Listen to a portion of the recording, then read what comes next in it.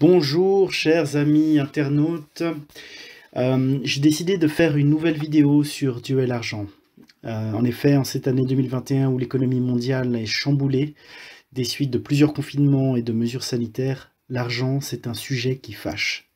Fermeture de petites entreprises, inflation, incertitude face à l'avenir, profit indécent des Big Pharma, toujours plus avides de gains. Les causes de tracasserie face à l'argent ne manquent pas.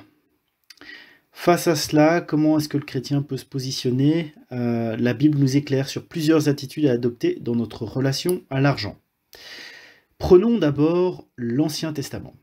Dans l'Ancien Testament, on peut noter qu'il y a une évolution du rapport à l'argent qui est parallèle au mode de vie des Hébreux. Si l'on commence par l'époque où ils sont nomades, eh bien, on retrouve le récit de la manne, et on se nourrit de la manne quotidienne que Dieu fournit, et il faut savoir s'en contenter. Par la suite, le peuple hébreu se sédentarise. La prospérité y est associée alors à l'obéissance à la loi.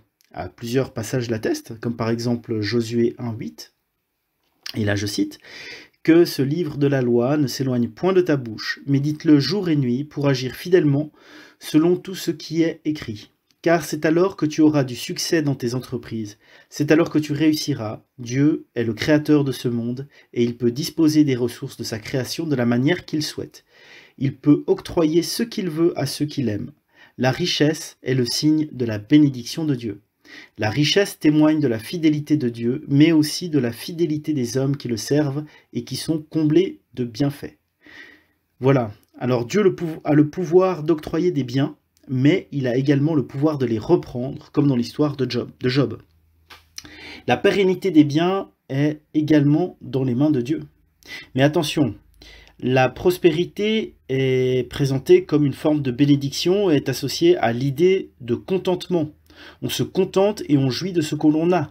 Il ne s'agit pas d'une prospérité qui serait associée à une avidité sans fin. C'est pas du tout la même chose. Par exemple, dans Proverbe 12,11, on trouve « Celui qui cultive son champ est rassasié de pain, mais celui qui poursuit des choses vaines est dépourvu de sens. » On a ici l'idée qu'il faut se contenter de sa part et ne pas chercher à poursuivre des choses vaines. Ainsi, la Bible atteste aussi que « Ainsi sont les méchants. Toujours heureux, ils accroissent leur richesse. » Donc ça, c'est dans Psaume 73, 12. Et là aussi, rien de nouveau sous le soleil. Voilà, on vit toujours dans le même monde, c'est sûr. Bon, il y a aussi l'idée que l'homme peut bénéficier de l'usufruit de la création, mais qu'il ne peut en aucun cas la posséder. Et là, il faut dire qu'on est totalement à rebours de la conception, dans la conception actuelle de la propriété privée, on est totalement à rebours de la conception biblique, où on fait peu de cas de la création. L'accumulation des biens a régulièrement fait l'objet de condamnations de la part des prophètes dans l'Ancien Testament. Et ce sera même la cause de la déchéance de Jérusalem. Salomon, malgré toute sa sagesse, sera condamné pour avoir rendu l'argent aussi commun que les pierres à Jérusalem, dans 1 Roi 10, 27. Avec l'accumulation, c'est la seigneurie unique de Dieu qui est remise en cause. On place sa confiance dans le pouvoir de la monnaie sonnante et trébuchante, en lieu et place de placer sa confiance en Dieu. Dans l'Ancien Testament, on verra des tentatives de limiter les méfaits de l'argent, avec par exemple l'interdiction du prêt à usure entre Israélites.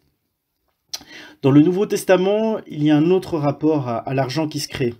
Dans la prédication de Jésus, il y fait souvent appel à une personnification de l'argent sous les traits de l'idole Mammon.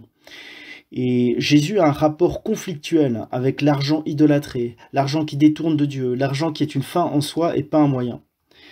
Dans Matthieu 6, 24, on peut lire « Nul ne peut servir deux maîtres, car ou il haïra l'un et aimera l'autre, ou il s'attachera à l'un et méprisera l'autre. Vous ne pouvez servir Dieu et Mammon. » La personnification du pouvoir de l'argent n'est pas neutre, car il déplace ce pouvoir de la sphère de la passion intérieure dévorante, une passion intérieure que beaucoup de gens peuvent avoir, à celui d'une idole extérieure à l'homme.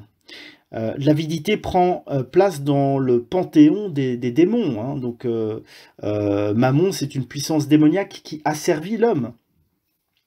Et d'ailleurs, parmi les causes de la crucifixion du Christ, on peut noter la présence de l'avidité, car Judas va vendre Jésus pour 30 deniers. Dans Luc 18, 25, Jésus dira « Car il est plus facile à un chameau de passer par le trou d'une aiguille qu'à un riche d'entrer dans le royaume de Dieu. » La richesse matérielle devient un poids qui empêche d'avoir une bonne relation à Dieu. On ne peut pas entrer dans le royaume de Dieu si on est riche. Il s'agit d'un rapport conflictuel avec l'argent qu'a Jésus. Et dans Jacques 5, 1, 6, Jésus fait un lien direct entre le fait d'amasser des richesses et l'injustice. Jacques 5, 1, donc c'est écrit « À vous maintenant, riches, pleurez et gémissez à cause des malheurs qui viendront sur vous. Vos richesses sont pourries et vos vêtements sont rongés par les teignes. Votre or et votre argent sont rouillés.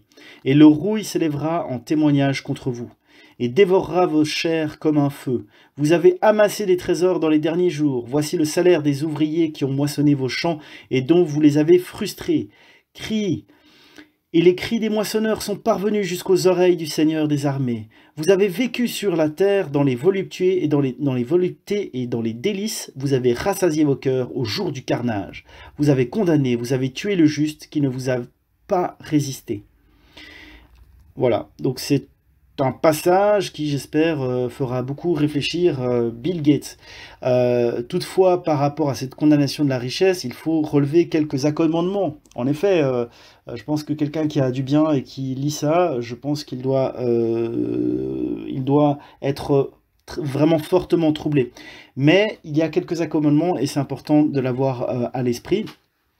Jésus va faire l'honneur au collecteur d'impôts Zachée d'aller dormir chez lui lors d'un de ses voyages vers Jéricho. Et cette décision va provoquer l'incompréhension de certains, car Zachée est un publicain, un collecteur d'impôts. Zachée avait une mais on peut aussi dire que Zachée avait une éthique de travail irréprochable, car c'était, malgré sa richesse, il était prêt à rendre 4 fois la somme qu'il avait prise à quelqu'un en cas d'erreur. C'est quelqu'un aussi qui donnait la moitié de ses biens aux pauvres. Donc la moitié, c'est une part considérable de ses biens. Et ça nous ramène à l'idée que le sens dernier des richesses est de subvenir aux besoins de ceux qui en ont. Hein, c'est un outil comme un autre. Et par conséquent, celui qui conserve égoïstement ses biens est maudit. Tandis que le pauvre est dit bienheureux. Donc là, on peut le lire dans Luc 6, 20 par exemple. Donc voilà, il y a quand même quelques accommodements par rapport à la richesse. Le vrai problème, c'est l'accumulation de richesses. Hein. Mais par rapport à ceux qui veulent suivre Jésus, hein, Jésus préconise un certain ascétisme. Hein, donc les apôtres sont censés prendre avec eux vraiment le strict minimum. Dans Luc 9,3, on peut lire « Ne prenez rien pour le voyage, leur dit-il, ni bâton, ni sac, ni pain, ni argent, et n'ayez pas 2 tuniques. » Pour autant, il ne s'agit pas là d'un éloge de la pauvreté et de la misère, mais plutôt d'une confiance en Dieu pour fournir tout le nécessaire, pour fournir tous les biens dont tout un chacun aurait besoin. Cette méfiance de la richesse explique aussi d'une certaine manière pourquoi la première communauté chrétienne de Jérusalem partageait tous leurs biens en commun. Il y avait par exemple une mise en commun de l'argent après la vente de biens. Hein, c'est ce que nous apprennent les Actes des Apôtres. Et dans le Nouveau Testament, on retrouve quand même associé à l'idée d'argent une idée de renonciation. Mais cette renonciation peut, paradoxalement, être payante.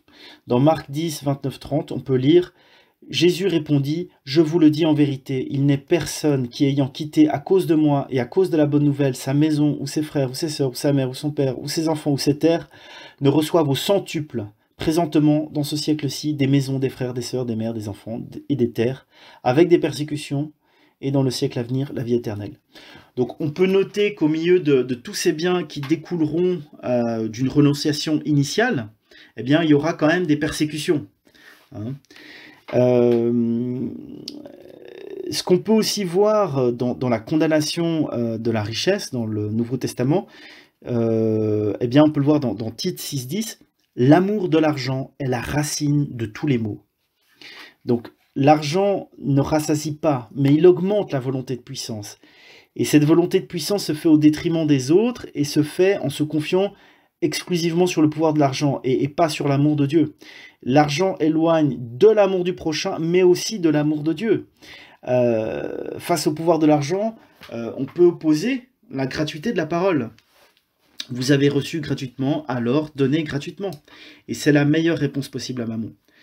On peut affirmer que l'enseignement de Jésus tend à dévaloriser l'argent. On ne doit pas chercher à accumuler des richesses, mais plutôt chercher le royaume. Car le reste viendra par la suite. Le fait de disposer librement de l'argent permet de faire des offrandes, de mettre l'argent en commun pour avoir une vie communautaire entre chrétiens, ou de s'en servir pour le bien de l'Église. On peut dire que théologiquement, avoir un travail qui soit uniquement alimentaire n'a pas de sens, puisque Dieu pourvoit à nos besoins. Dès lors, ça n'a pas de sens de travailler uniquement pour payer ses factures. On doit d'abord chercher le royaume de Dieu, c'est-à-dire, ça peut être par exemple chercher l'éthique, chercher le sens de ce que l'on fait, chercher la parole, et puis le reste viendra. Dès lors, on peut dire que avoir un travail qui soit vraiment uniquement pour payer ses factures, ça n'a vraiment aucun sens. On dit bien uniquement, puisque le travail quand même participe à payer ses factures, mais il doit y avoir quand même d'autres motivations. Hein. Et puis c'est vrai que c'est ce qu'on tout un chacun peut se souhaiter pour sa propre vie, c'est d'avoir plus de motivation dans un travail que uniquement l'aspect financier. Il faut qu'il y ait d'autres motivations pour éviter des burn-out, pour avoir un bon équilibre de vie. Et il faut garder à l'esprit que Dieu pourvoit à nos besoins, parfois pour avoir le courage de vivre d'une passion. Donc voilà, je pense que c'est important de garder à l'esprit que la Bible nous enjoint à d'abord chercher le royaume, et ensuite le reste suivra. Voilà, j'espère que cette petite vidéo pourra vous inspirer, et voilà, soyez bénis.